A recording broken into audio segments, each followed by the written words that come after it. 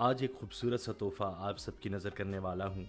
मेरे दोस्त शहराज खान साहब ने एक बहुत खूबसूरत सी गज़ल लिखी है।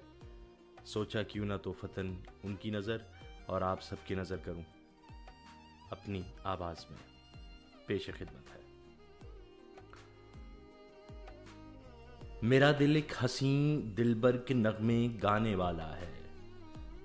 मेरा दिल एक हसी दिलबर के नगमे गाने वाला है। खुला है दिल का दरवाज़ा, कोई तो आने वाला है। यह लगता है कोई मुंतज़िर है मेरा बरसों से, अगरचे रोक रहा है मेरा दिल जाने वाला है।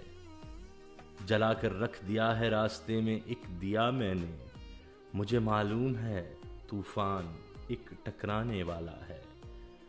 उतर आएगा धरती पर मेरा महताब देखोगे, वो मेरा चांद जो हर चांद को शर्माने वाला है।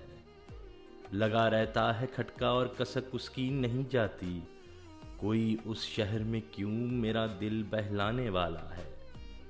मुझे शिराज जाने क्या हुआ ये दिल नहीं लगता। वाह शिराज भाई। मुझे शिराज जाने क्या हुआ ये दिल नहीं लगता, बहक जाता हूँ या कोई उसे बहकाने वाला है। Thank you.